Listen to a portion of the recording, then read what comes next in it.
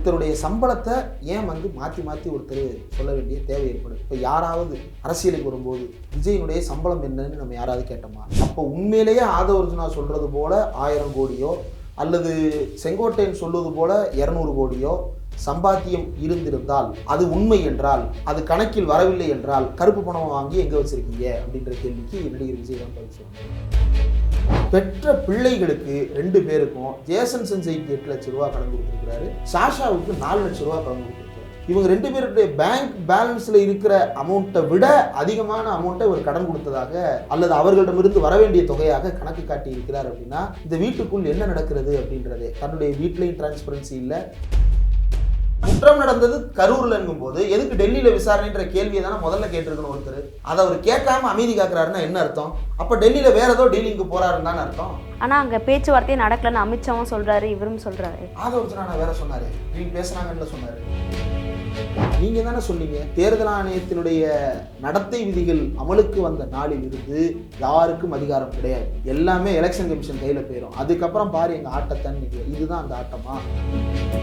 அவருடைய நோக்கமே ஆர்எஸ்எஸ்க்கு அடியால் வேலை பார்க்கணும். அந்த ஆர்எஸ்எஸ்க்கு கருத்தியல் அடியால் வேலையை பார்ப்பதனுடைய விளைவு தான் சீமான் வந்து தொடர்ந்து பெரியாருக்கு எதிரான பிரச்சாரத்தை செய்வதும் தமிழர்களுக்கே எதிரான பிரச்சாரத்தை செய்வதும்.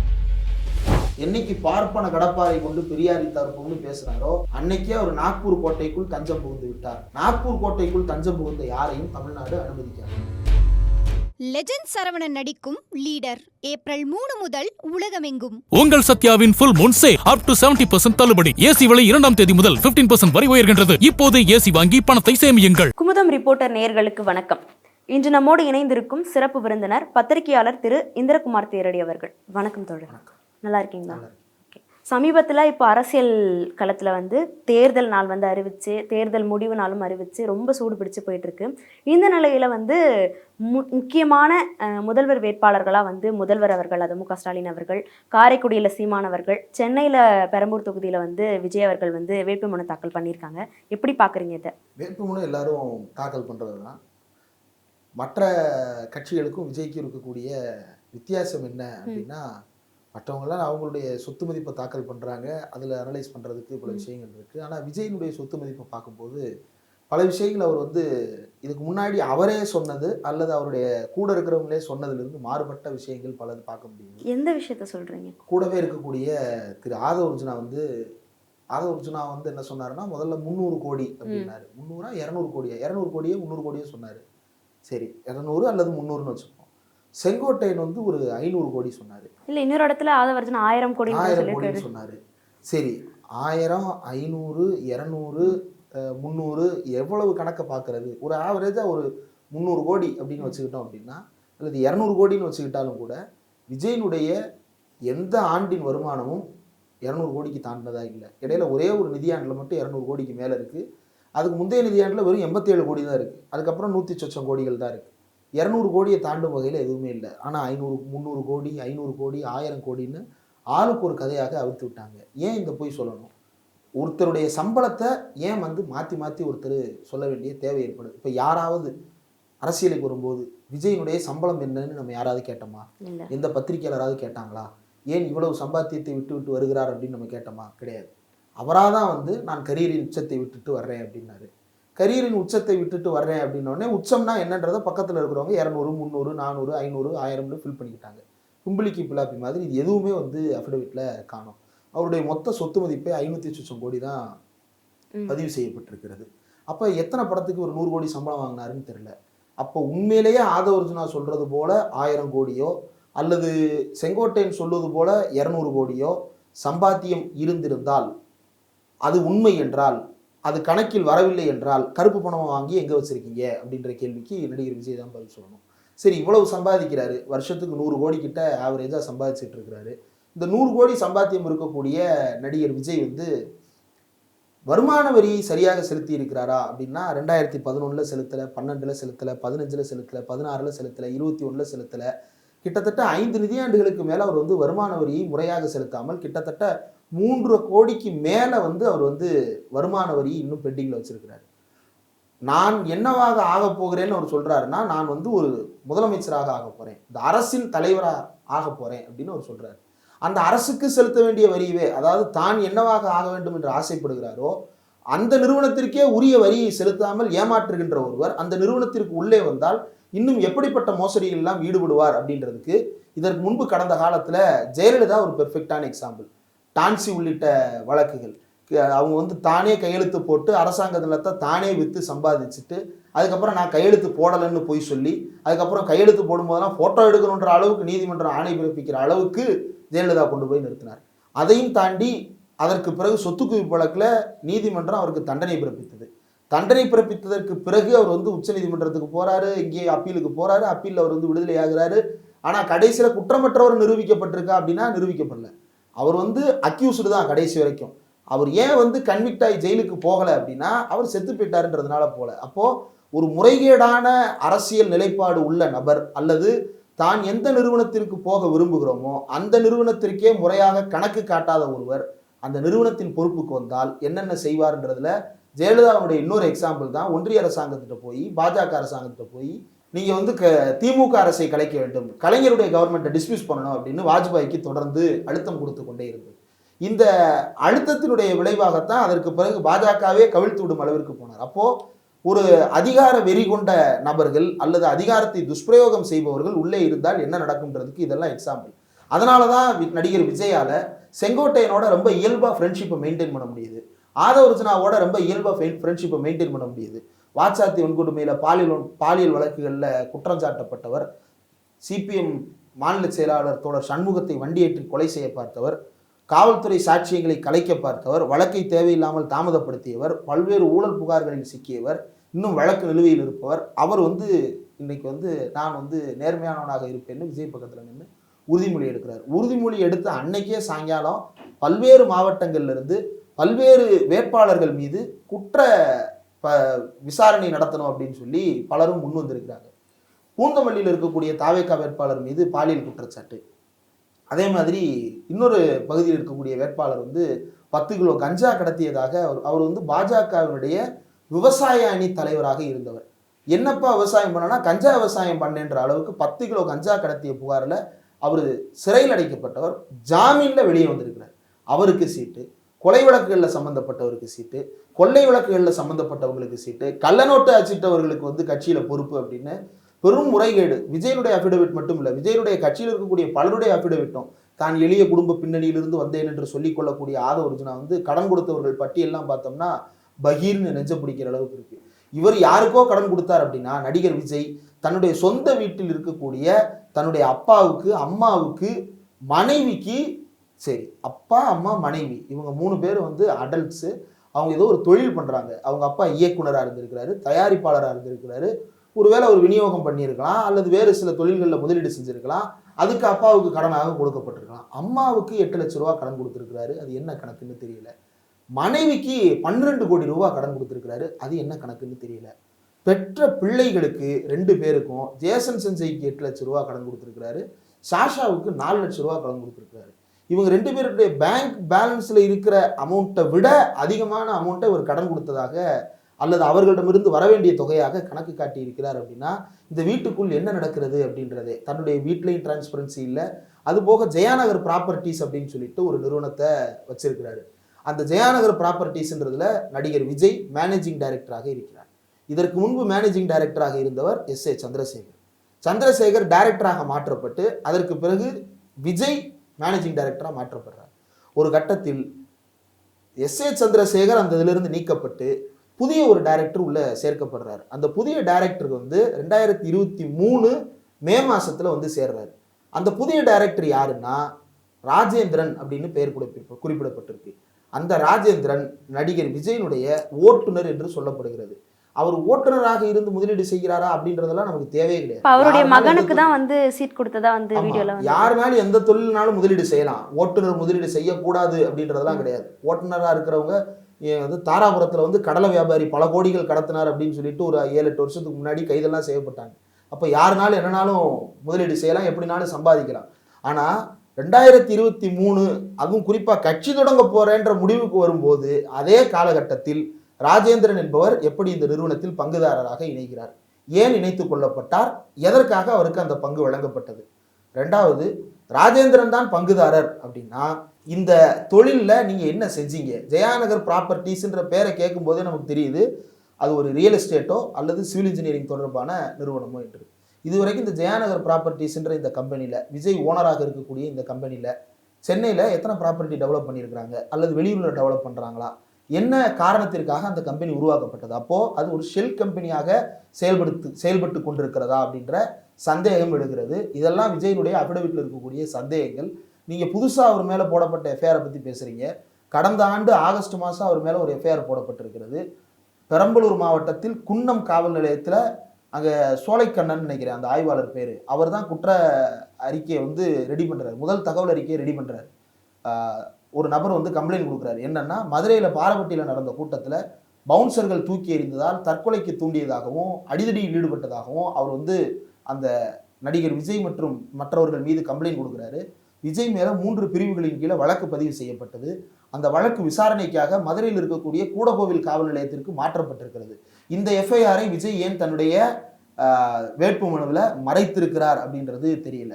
இல்லை அந்த எஃப்ஐஆர் கேன்சல் பண்ணிட்டாங்க அப்படின்னா போலீஸ் ஸ்டேஷன்லேயே எப்படி எஃப்ஐஆரை கேன்சல் பண்ணாங்க? அதுக்கு ஏதாவது சட்டப்பூர்வ வழி இருக்கா? அல்லது நீதிமன்றத்தில் போய் குவாஷ் ஆர்டர் வாங்கினீங்களா? அது எப்போ வாங்கினீங்க? ஏன் அதை பற்றி வெளியே சொல்லலை? அப்போது இவ்வளவு சிக்கல் நிறைந்ததாக அவருடைய அஃபிடவிட் இருக்கிறது. நேற்று பிரச்சாரமும் பல்வேறு சிக்கல் நிறைந்ததாக இருக்கிறது தான் பார்க்க முடியும். இப்போ இவ்வளோ கேள்விகள் வந்து அந்த வேட்புமனுவில் இருக்கிறதா பார்க்குறீங்க. இப்போ அவங்க தரப்புல இருந்து என்ன கேட்குறாங்கன்னா, இப்போ எங்கள் சைடில் கொலை பண்ணவங்க கொள்ளை பண்ணவங்களாம் இருக்கிறாங்கன்னு சொல்கிறாங்க. இப்போ அவங்க வேட்பாளராக அறிவிச்சவங்கலாம் வந்து யோக்கியர்களாக இருக்கிறாங்களா? அவங்க கரெக்டாக இருக்காங்களா? செந்தில் பாலாஜி, KN நேருலாம் ஊழல் பண்ணவங்க தானே இருக்காங்க. அயோக்கியன்னு சொல்லிக்கிறாங்களா? அப்படின்ற அவங்க வந்து சரி ஓகே அப்படின்ற மாதிரி என்ன அர்த்தம்? அப்ப நீங்க அதை ஏத்துக்கிறீங்கன்னு அர்த்தமா? அந்த தொண்டர்கள் எல்லாமே இதே கேள்வி தான் முன்வைக்கிறாங்க. இப்போ எங்களை கேட்குறீங்கன்னா நீங்க நியாயமா இருக்கீங்களா அப்படின்ற கேள்வி அப்ப முன்வைக்கிறாங்க. நீங்க அநியாயமா நடந்துக்கிறேன்றதை இன்ஹரண்டா ஒத்துக்கிறீங்கன்னு தான் அர்த்தம். நீ ஒழுங்கான்ற கேள்வியை நீங்க எதிரில் கேட்குறீங்கனாலே அப்ப நீ ஒழுங்கில்லைன்றதை ஒத்துக்கிட்டு கேட்குறியா? செந்தில் பாலாஜியை நோக்கி கேட்குறீங்க. செந்தில் பாலாஜி என் மீது குற்றம் நிரூபிக்கப்படவில்லைன்றாரு. அதனால அவரை பத்தி பேசாம இருக்கீங்களா? தொடர்ந்து ஏன் பேசுறீங்க? ஏதாவது ஒரு குற்றச்சாட்டை நிரூபிச்சுட்டு பேசணும். எந்த குற்றச்சாட்டு நிரூபிக்கப்படாதவர்கள் மீது என்னென்ன தொடர்ந்து ஒரு அலிகேஷனை சுமத்திக்கிட்டே இருக்கீங்களே. சரி, ஈடி தூக்கிட்டு போய் வச்சாங்க, 400 நாட்களுக்கு மேலே ஜெயிலில் இருந்தார். ஏன் வந்து குற்றப்பத்திரிகையை தாக்கல் செஞ்சு முடிக்க முடியல?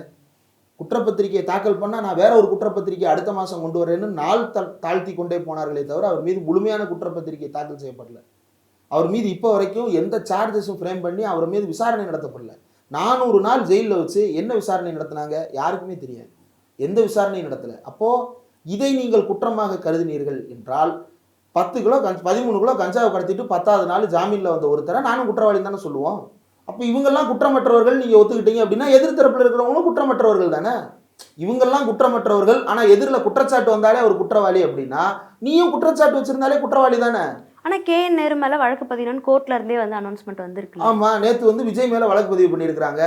அப்போ அவர் வந்து கரூரில் வந்து சிபிஐ வந்து அவர் மீது குற்றப்பத்திரிகையில் அவர் பேரை சேர்த்துருக்குது. மதுரையில் நடந்த அந்த சம்பவத்தில் அவர் மேலே எஃப்ஐஆர் இருக்குது. அப்போ என்ன அர்த்தம்? காவல்துறை அவர் மீது நடவடிக்கை எடுக்கிறதுக்கு எல்லா முகாந்திரத்தையும் ஏற்பாடு பண்ணி வச்சிருக்குன்னு தானே அர்த்தம். அப்போ நீ குற்றவாளி தானே. எஃப்ஐஆர்னு ஒன்று வந்துட்டாலே குற்றம் பண்ணுவேன் அப்படின்னா பாலிமர் நியூஸ் சேனல்கார மாதிரி தான் நீயும் பிஹேவ் பண்ணுவேன் அப்படின்னா நீ குற்றவாளி தானே. இப்போ ஆதவர்ஜுனா சொல்கிறாரு, இப்போ கரூரில் நடந்த சம்பவம் இங்கே நடக்கக்கூடாதுன்றதுக்காக தவிர்த்துட்டு எங்கள் தலைவர் போனாருன்னு. அப்போ கரூரில் நடந்ததுக்கு இவர் காரணம்னு அவரே சொல்கிறாருன்னு எடுத்துக்கலாமா? இல்லை, முதல்ல KN நேரு பற்றி இவங்க சொல்கிறாங்க இல்லையா, அவர் மீது இடி புகார் தெரிவித்திருக்கிறது அப்படின்னு சொல்கிறாங்க இல்லையா. KN நேரு எங்கே எப்பயாவது இடி விசாரணைக்கு கூப்பிட்டு இன்னைக்கு நான் வரமாட்டேன்னு மறுத்திருக்கிறாரா? இல்லை என் மீது வழக்கு பதிவு செய்யக்கூடாதுன்னு அவர் கேஸ் போட்டிருக்கிறாரா? வழக்கு பதிவு பண்ணுங்க, சட்ட ரீதியாக நான் அதை எதிர்கொள்வேன்னு சொல்கிறாருல. கரூர் விவகாரத்தில் சிபிஐ உங்களை என்கொயரிக்கு கூப்பிடுது, ஏன் போக மாட்டீங்க? 2 தடவை லீவு கேட்டு வந்தார். முதல் தடவை பொங்கலுக்கு லீவு கேட்டு வந்தார். சென்னையில் வைக்க சொல்லி ரெக்வஸ்ட் பண்ணி கேட்டிருக்காரு. அதை ஏன் நீங்கள் அப்பயே கேட்கல? சென்னையில் வைக்க சொல்லி நீங்கள் ஜனவரி மாதமே ஏன் கேட்கல? பொங்கலுக்கு முன்னாடி ஏன் டெல்லிக்கு போயிட்டு வந்தீங்க? மார்ச் மாதம் ஏன் டெல்லிக்கு போயிட்டு வந்தீங்க? ஏன் மார்ச் மாதம் போயிட்டு வரும்போது தான் சென்னையில் வச்சுக்கலான்ற அறிவு உங்களுக்கு வருதா? தாந்தோன்றி மலையில் ஆஃபீஸ் போட்டு வச்சுருக்கிறான் கரூரில், அங்கே வச்சு விசாரணை நடத்தணுன்றது பேசிக்காக. இப்போ என் மேலே ஒரு வழக்குன்னு கேட்குறாங்கன்னா ஏன் இந்த காவல் நிலையத்தில் இல்லாமல் அந்த காவல் நிலையம் இல்லை, அங்கே தான் குற்றம் நடந்ததா சொல்கிறாங்க அப்படின்னா அங்கே போகலாம். ஆனால் குற்றம் நடந்தது கரூரில்ங்கும் போது எதுக்கு டெல்லியில் விசாரணைன்ற கேள்வியை தானே முதல்ல கேட்டிருக்கணும் ஒருத்தர். அதை அவர் கேட்காம அமைதி காக்குறாருன்னா என்ன அர்த்தம்? அப்போ டெல்லியில் வேற ஏதோ டீலிங்க்கு போறாருன்னு தானே அர்த்தம். ஆனால் அங்கே பேச்சுவார்த்தையே நடக்கலன்னு அமித்ஷாவும் சொல்கிறாரு, இவரும் சொல்கிறாரு. ஆதவர்ஜுனா வேற சொன்னார், டீல் பேசுனாங்கன்னு சொன்னார். விஜய் வந்து யாரும் நம்பாதீங்க எல்லாம் பொய் பொய் பொய் பொய்னாரு. ஆனா ஆதவர்த்தனா ரீரெக்கார்டிங் போட்டு காட்டிட்டாரு. ஜிகிரி தந்தா தூது குடிச்சிட்டு வந்து என்னத்தை போட்டு காட்டினாருன்னு தெரியல. வடிவேலு காமெடி மாதிரி அவர் எல்லாத்தையும் வந்து ஸ்கிரீன் பிளே பண்ணி காட்டுறாரு. 90 தொகுதிகள் ஒதுக்குனாங்களாம், 2.5 வருஷம் ஆட்சி கொடுக்குறேன்னாங்களாம், மீதி 2 வருஷம் துணை முதல்வர்னாங்களாம். இது எல்லாமே பொய்ன்றாரு. யார் சொல்றது உண்மை? அதிமுகவும் தான் கட்சி நடத்துறான், திமுகவும் தான் கட்சி நடத்துறாங்க. 2 கட்சியிலையும் தலைமை என்ன சொல்லுதோ அதுதான் நரேட்டிவ். இங்க எப்படி தலைமை ஒன்று சொல்லுது, தலைமைக்கு பக்கத்தில் இருக்கிற நீ ஒன்று சொல்ற, ஆளுக்கு ஒரு கதையே சொல்றீங்க. யாரை ஏமாற்றுகின்ற வேலை? மக்கள் இதில் தெளிவாக புரிந்து கொள்ள வேண்டியது, இவர்கள் உண்மையற்றவர்கள், இவர்கள் நேர்மையானவர்கள் இல்லை அப்படின்றது தான் இது எல்லாற்றிலிருந்தும் வெளிப்படுகின்ற உண்மை. பெரம்பூர்ல நேற்று நடைபெற்ற அந்த சம்பவம் வந்து சாதாரணமான காரியம் அல்ல. நீங்க அந்த கூட்டம் முடிஞ்சதற்கு பிறகு அங்க வந்து செருப்புகள் அவ்வளவு சிதறி கிடக்கு. செருப்புகள் சிதறி கிடக்கிறதுன்றது சாதாரணமான விஷயம் கிடையாது. நீங்க வந்து தோல்ல போட்டிருக்கிற ஸ்கார்ஃப் கீழே விழுந்தா யாரும் பதற மாட்டான். பாக்கெட்ல வச்சிருக்கிற அந்த பேட்ச் கீழே விழுந்துச்சுன்னா யாரும் பதற மாட்டான். நீங்க பொதுவா வந்து ஒரு கூட்டம், பேரணி, பரப்புரை, ஆர்ப்பாட்டம் எது நடந்தாலும் தண்ணி பாட்டில் கீழே கிடக்கும், பிஸ்கட் பாக்கெட் கீழே கிடக்கும், சாப்பாட்டு பொட்டணங்கள் கீழே கிடக்கும். இதை தாண்டி வேற என்ன கீழே கிடக்கும்னா அந்த ரவுண்டு பேட்ச் கொடுத்துருப்பாங்க, அந்த பேட்ச் கீழே கிடக்கும். மிஞ்சி போனால் தோல்ல இருக்கிற துண்டு 1-2 கீழே கிடக்கலாம். ஆனால் அவ்வளவு சீக்கிரம் அது கீழே கிடக்காது. இப்போ இவ்வளவுதான் கீழே கிடக்கும். அப்புறம் துண்டு பிரசுரங்கள் வேணால் கீழே கிடக்கலாம். செருப்பு கிடக்குமானா கிடக்காது. ஆனால் இங்கே செருப்பு கிடக்குது. நீங்கள் கோயிலுக்கு போகிறவங்க என்னைக்காவது கோயிலுக்கு போகிற யாராவது ஒருத்தன் சாமியை பார்த்துக்கிட்டே செருப்பை கண்ட இடத்துல கழட்டி விட்டு போகிறத பார்த்துருக்கீங்களா? இல்லை. பக்கத்தில் இருக்கிற பூக்கடைக்காரர்கிட்ட சொல்லிட்டு போவான், கற்பூர கடைக்காரர்கிட்ட சொல்லிட்டு போவான், அல்லது பாதுகாப்பு இடம் பெட்டகம் இருக்கான்னு தேடுவான், அல்லது திருப்பி வரும்போது எடுக்கணும், அதே சமயத்தில் பாதுகாப்பான இடத்துல வைக்கணும்னு தேடுவான். ஏன்? சாமியோட செருப்பு பெருசா? செருப்பு உடைமை. செருப்பு வந்து என்னோட ப்ராப்பர்ட்டி. ஏன் அது என்னோட ப்ராப்பர்ட்டி? அந்த செருப்பே போட முடியாத நிலைமையில இருந்து அந்த செருப்பு போடுற இடத்துக்கு இந்த சமுதாயம் வந்திருக்கு. அந்த அறிவு இந்த மனுஷனுக்கு இருக்கிறதுனால தான் அந்த செருப்பு என்னோட உடைமைன்ற ஒரு உணர்வு வருது. அதனால தான் அதை பாதுகாக்கிறான். அந்த செருப்பை உதறி தள்ளிட்டு ஓடுறான்னா அப்போ அவன் எதுக்கு பயந்து ஓடி இருப்பான்னா உயிருக்கு பயந்து ஓடி இருப்பான். உன் கூட்டத்தில் உயிருக்கு உத்தரவாதம் இல்லைன்னு அவனுக்கு தெரிஞ்சிருக்கு. ஏன் உயிருக்கு உத்தரவாதம் இல்லாத சூழ்நிலை ஏற்படுது? நேற்று காஞ்சிபுரத்தில் உதயநிதி ஸ்டாலின் பரப்புரையை தொடங்குறாரு. அதில் கிட்டத்தட்ட 3000-5000 பேர் வரைக்கும் அதுலேயும் கலந்துக்கிட்டாங்க. ஃபோட்டோஸை பார்க்கும்போதே தெரியுது. அமைதியாக இருக்காங்க. யாரும் அங்கே வந்து கூட்ட நெரிசலில் மாட்டலை. எல்லாரும் யாரும் தண்ணி தாகம் எடுத்து போய் தவிச்சு போய் கீழே விழுகலை, யாரும் மயக்கம் போட்டு விழுகலை. ஆனால் உங்கள் கூட்டத்தில் நேற்று ஒரே நாளில் எத்தனை பேர் கீழே விழுந்தாங்க, எத்தனை பேர் தண்ணி தாகம் எடுத்து போய் போலீஸ் அவங்களுக்கு தண்ணி கொடுத்தாங்க. போலீஸே இல்லைங்கிறாங்களே, அங்கே போலீஸே இல்லை. வேணும்னே எத்தனை வீடியோஸ்ல பார்த்தோம், போலீஸ் வந்து பேரிகேட்டை போட்டு தடுத்து நிறுத்த பார்க்குது, ஆனால் அதை தாண்டி ஓடி வர்றாங்க. நிர்மல்குமார் சொல்றாரு அங்கே போலீஸே இல்லை, இவங்க இந்த மாதிரி போலீஸ் போடாம அசம்பாவிதம் நடக்கணும்னே வந்து திமுக பண்ணுது அப்படிங்கிறாரு. ஆனால் அவர் தானே சொன்னாரு முதலமைச்சராக மு.க. ஸ்டாலின் இல்லை, அவர் முன்னாள் முதலமைச்சர்னு சொன்னார்ல. முன்னாள் முதலமைச்சர் எப்படி போலீஸை கமாண்ட் பண்ண முடியும்? முன்னாள் முதலமைச்சர் எப்படி போலீஸை கமாண்ட்? அவர் முன்னாள் முதல்வரா அல்லது முதல்வரா? அதில் முதல்ல தெளிவுபடுத்தட்டும். இப்போ அவர் முதல்வர் தான் அப்படின்னா தேர்தல் ஆணைய கட்டுப்பாட்டுக்கு வந்துருச்சு. நீங்கள் தானே சொன்னீங்க தேர்தல் ஆணையத்தினுடைய நடத்தை விதிகள் அமலுக்கு வந்த நாளில் இருந்து யாருக்கும் அதிகாரம் கிடையாது, எல்லாமே எலெக்ஷன் கமிஷன் கையில் போயிடும். அதுக்கப்புறம் பாரு எங்கள் ஆட்டத்தைன்னு நீங்கள், இதுதான் அந்த ஆட்டமா? குடிசையாக போவார், நீங்கள் குடிசை கொடுத்த போவாருன்னு நீங்கள் சொல்லலை. இப்போ குடிசை கொடுத்துறதுக்கு தான் அவர் போகிறாரா?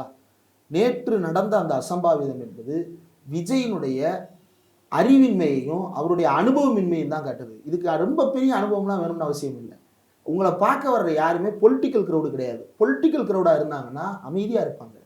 நீங்கள் போன தடவை 2021 எடப்பாடி தேர்தல் பிரச்சார வீடியோஸ் எடுத்து பாருங்களேன், யாருமே இருக்க மாட்டாங்க.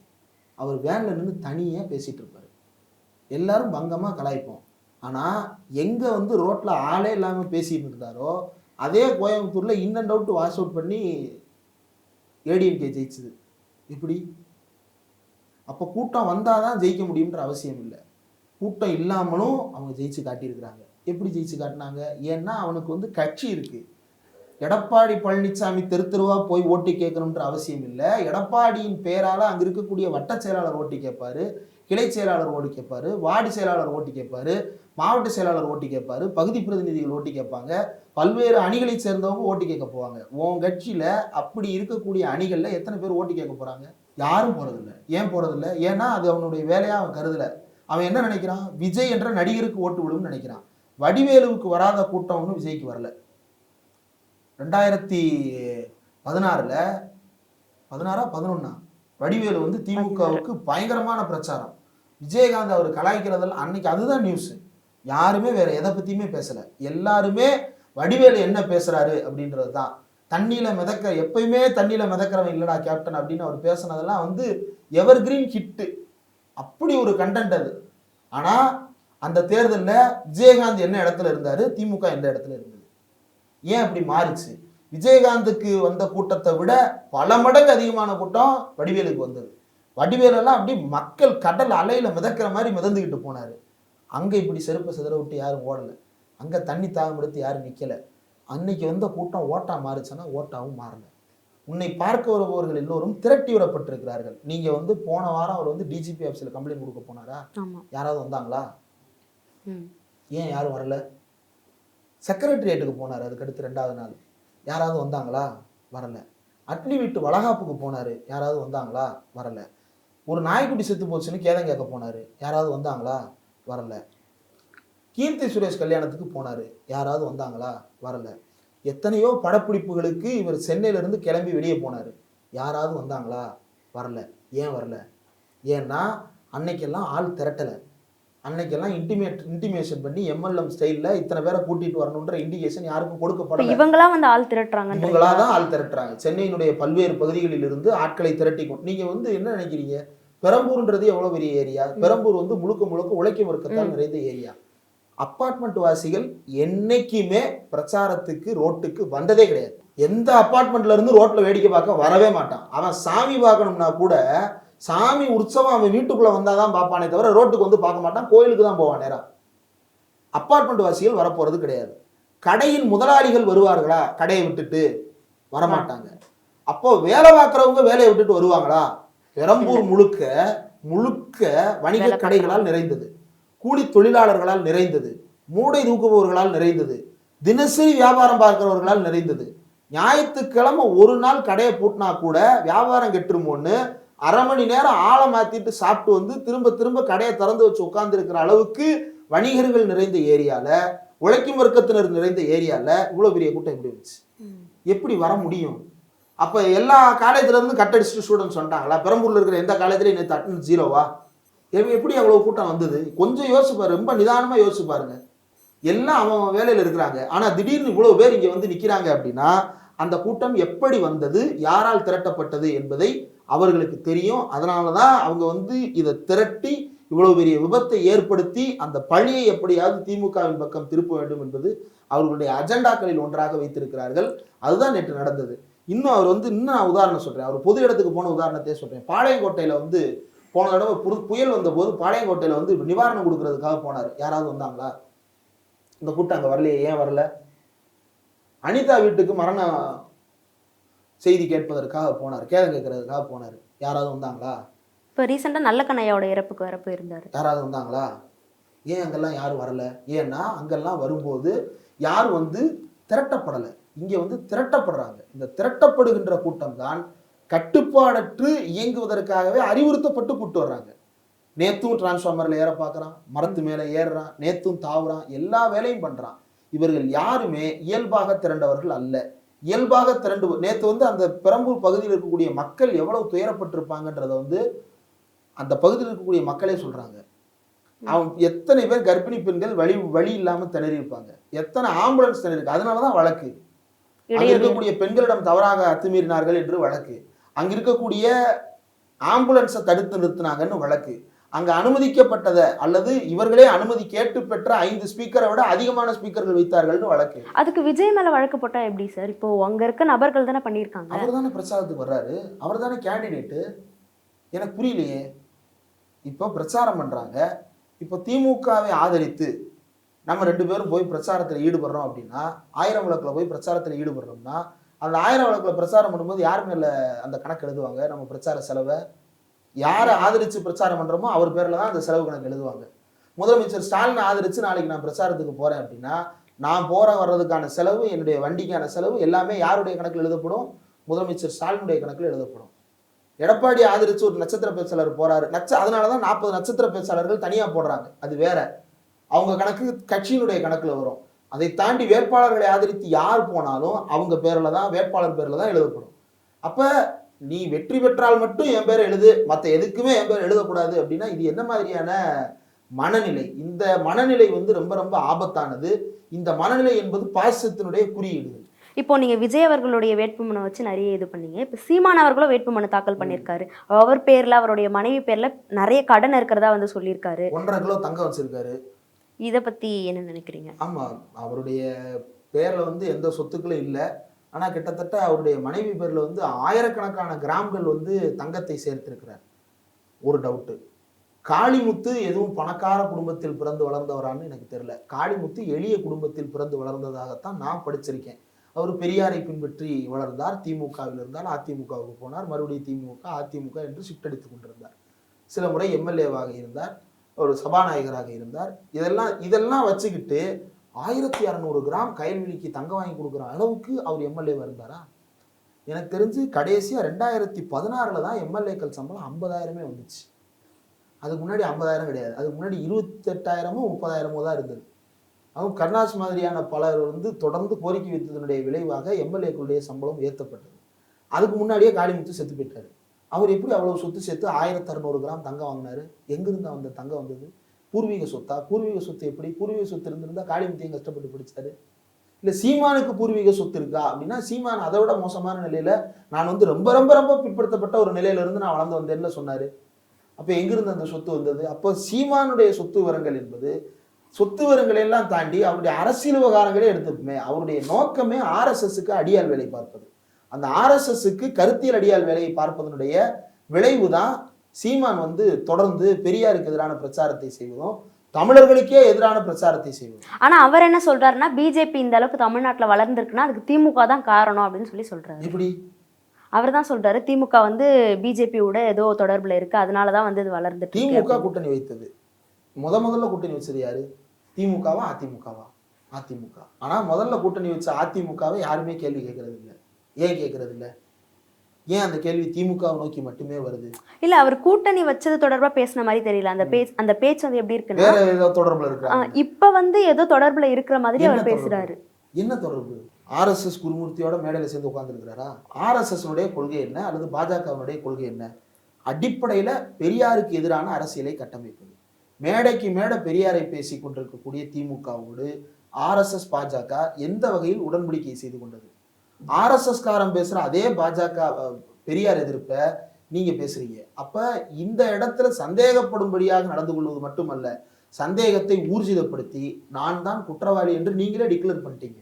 என்னைக்கு பார்ப்பன கடப்பாறை கொண்டு பெரியாரி தரப்புன்னு பேசினாரோ அன்னைக்கே அவர் நாக்பூர் கோட்டைக்குள் தஞ்சம் புகுந்து விட்டார். நாக்பூர் கோட்டைக்குள் தஞ்சம் புகுந்த யாரையும் தமிழ்நாடு அனுமதிக்காது. ஏன் நீங்க சுப்பிரமணிய பாரதி ஏத்துக்க மாட்டீங்க? அவர் ஏத்துக்கிறது உங்களுக்கு என்ன சிக்கல்? தமிழ் மீது தொடர்ந்து அந்த பிரச்சாரத்தை தான் அவர் ஒவ்வொரு வேலையிலையும் பேசும்போது. பாரதியாரை யார் மறுத்தா? நீங்க வந்து அவரை வந்து பார்ப்பனர்னு சொல்லி ஒதுக்க பாக்குறீங்க அப்படிங்கிறாரு. பார்ப்பனர்னு சொல்லி யார் ஒதுக்குனா? அவர் தான் மென்ஷன் பண்றாரு. யார சொல்றாருன்னு தெரியலையே. பாரதியாரை விமர்சிப்பது அப்படின்றது வேறு ஒரு தளத்துல நடக்குது.